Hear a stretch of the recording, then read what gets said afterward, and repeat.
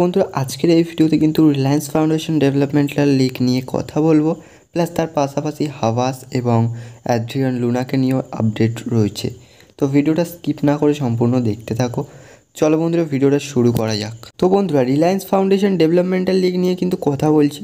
তো Reliance foundation developmental লিগে অবশ্যই কিন্তু বলাই চলে যে পাঞ্জাব এফসি ইস্টবেঙ্গলকে 3-2 গোলে হারিয়ে চ্যাম্পিয়ন হয়ে গিয়েছে এইবারে রিলায়েন্স ফাউন্ডেশন ডেভেলপমেন্টাল লিগের।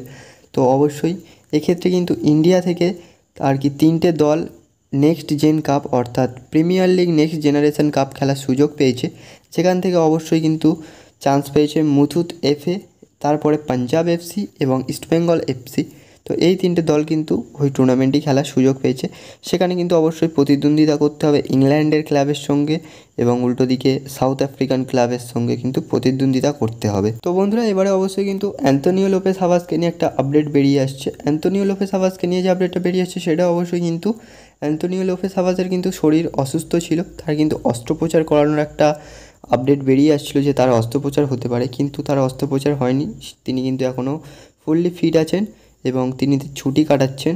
অবশ্যই কিন্তু তিনি হেড কোচের পদে থাকছেন মোহনবাগান দলে।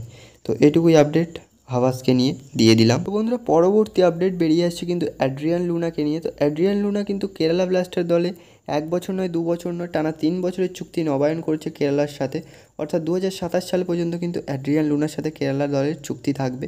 তো অবশ্যই অ্যাড্রিয়ান লুনা কিন্তু আউটস্ট্যান্ডিং একটা প্লেয়ার বলাই চলে।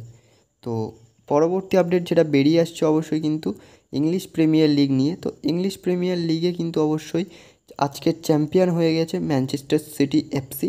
তো মেনি কংগ্রাচুলেশন ম্যানচেস্টার সিটি এফসিকে প্রিমিয়ার লিগ চ্যাম্পিয়ন হওয়ার জন্য।